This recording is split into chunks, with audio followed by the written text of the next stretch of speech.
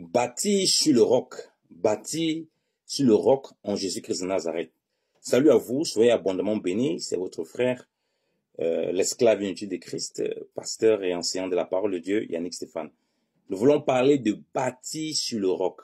Alors, nous avons partagé sur ce que le Seigneur dit, ce n'est pas ceux qui disent Seigneur, Seigneur qui entreront dans le royaume des cieux, ou ceux qui ont fait des miracles, qui vont dire, n'avons-nous pas fait des miracles, n'avons pas chassé des démons et toutes ces choses. Il va dire ouvertement, je ne vous ai jamais connu, retirez-vous de moi, vous qui pratiquez l'iniquité. Donc, il n'a aucun rapport avec de telles personnes. Donc, il dit, il ne faut pas dire Seigneur, Seigneur. Ensuite, il a présenté ce qu'il dit comme une maison qu'on est en train de bâtir. Il a présenté notre vie comme une maison qu'on est en train de bâtir sur un rocher, sur un roc. Et vous le savez, le roc ici, c'est lui. Et c'est lui avec ses paroles incluses à l'intérieur. C'est important de comprendre ça.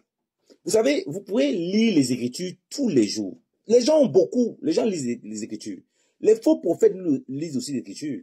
Ils parlent de Jésus-Christ. Ils parlent de toutes ces choses. Mais sauf qu'ils ne bâtissent pas sur le roc. Parce que bâtir sur le roc, c'est pas répéter ce qui est écrit dans la Bible. Mais est-ce que ce qui est écrit là, c'est conforme à Christ? Parce que c'est Christ qui vient apporter la lumière des Écritures. Donc, tout ce que tu dois lire, tu dois retrouver les paroles de Christ. Sinon, tu peux te comporter comme ces faux prophètes qui choisissent ce qui les arrange et qui pervertissent la vérité. Sinon, toi-même, tu peux t'auto-séduire en te disant que tu marches dans la vérité alors que tu marches dans le mensonge. Jésus-Christ est le chemin, la vérité, la vie. C'est lui-même qui l'a dit. Donc, ce qu'il dit, il ne rigole pas avec. Si tu essayes de balancer ce qu'il dit et trouver que non, telle chose se contredit et essayer de trouver une contradiction entre lui et les autres Écritures, tu vas te mettre dans beaucoup de problèmes. C'est lui qui te donne la compréhension de toutes les Écritures, de tout ce qu'il faut faire. Donc, il explique que si quelqu'un l'écoute, il met en pratique ce qu'il dit, il est comme un homme qui a bâti sur le roc. Lisons le Matthieu chapitre 7. Il dit ceci.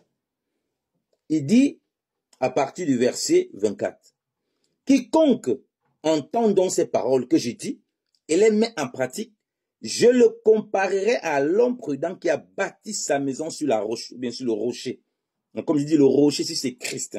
1 Corinthiens chapitre 10 nous le dit. Ils ont bu l'eau du rocher, ce rocher, c'est Christ. Lui-même va dire que sur cette pierre, je bâtirai mon église. Il est la pierre angulaire. Il est présenté comme la pierre angulaire. Seigneur, que ceux qui bâtissaient ont rejeté, qui est devenu la principale de l'angle. Ça veut dire que tous ceux qui bâtissaient avant, comme ils ont rejeté le Christ, leur maison ne tient sur rien. Quand les tempêtes et les vents vont arriver, la maison va s'écrouler. Ok, la maison ici, c'est la vie qu'ils vivent et qui se disent qu'ils vivent avec Dieu, qu'ils marchent avec Dieu, alors qu'ils ne marchent pas du tout avec lui. Vous voyez, il dit, à partir du verset 25, « Et lorsque la pluie est tombée, et que les torrents sont venus, et que les vents ont soufflé, et ont donné contre cette maison, elle n'est point tombée, parce qu'elle était fondée sur la roche. » Bien sûr, le roc, selon ce que vous avez comme traduction. « Mais quiconque entend ces paroles que j'ai dit, et ne les met point en pratique, sera semblable à l'homme insensé qui a bâti sa maison sur le sable. Et lorsque la pluie est tombée, et que les torrents sont venus, et que les vents ont soufflé, et ont donné contre cette maison, elle est tombée, et sa ruine a été grande. » Vous voyez? Alors, ici, il présente donc c'est pour ça que la maison, c'est une figure de l'église, ou bien du peuple, ou des gens qui marchent avec Dieu, ou bien des gens qui ne marchent pas avec Dieu, selon la configuration que Dieu veut représenter. Rappelez-vous que nous sommes la maison de Dieu. Le Saint-Esprit est habitant en nous. On est maintenant présenté comme la maison de Dieu, le temple de Dieu.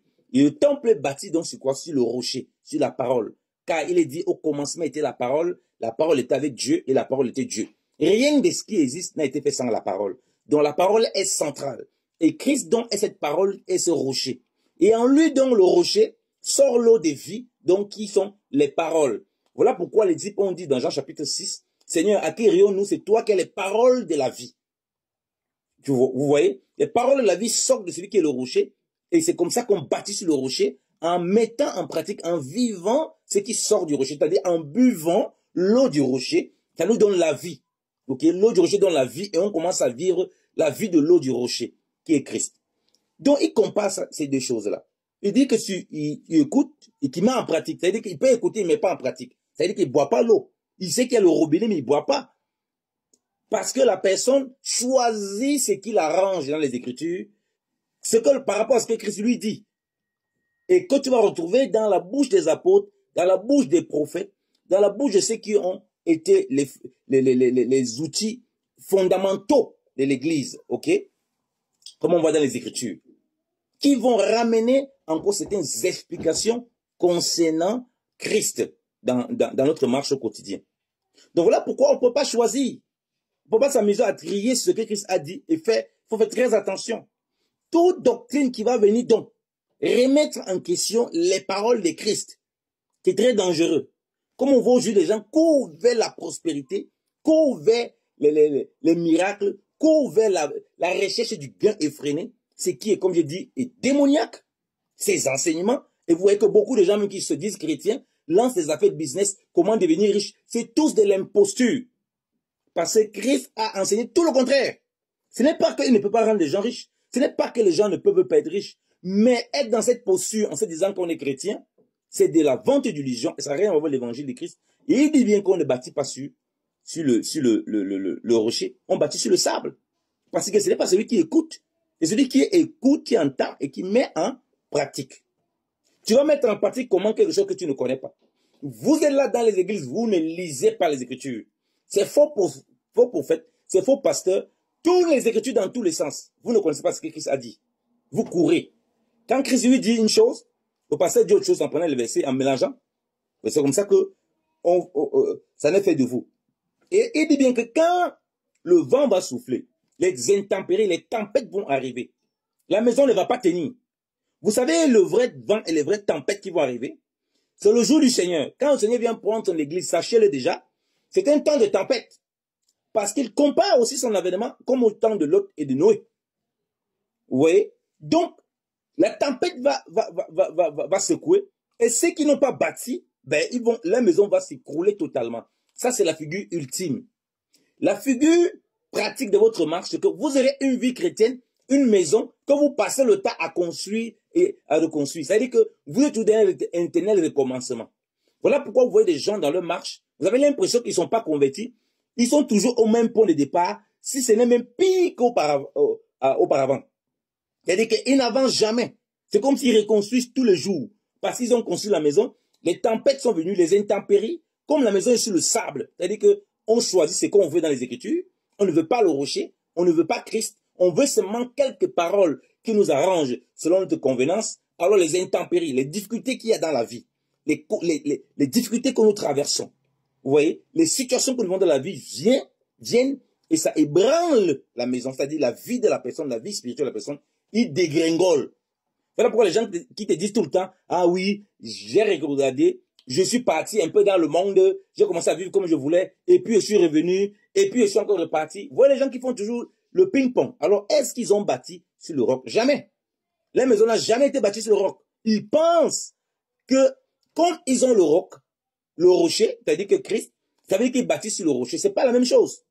Il dit que celui qui écoute et qui met en pratique. Ça veut dire qu'on peut écouter, on ne met pas en pratique. Ça veut dire qu'on a le rocher. Parce que pour écouter, il faut avoir le rocher. Mais, simplement, on ne bâtit pas sur le rocher. Parce que avoir une pierre sur laquelle on va bâtir la maison et bâtir la maison sur la pierre, c'est deux choses différentes. Je peux avoir quelque chose que j'ai à la maison, je n'utilise jamais. Je ne sais même pas à quoi ça sert. Mais ça ne me sert à rien aussi longtemps que je ne l'utilise pas. Donc, certains entendent, ils s'arrêtent seulement à entendre, mais ils ne mettent pas en pratique. Ce qui va différencier les autres, c'est la mise en pratique par quoi? Par la foi.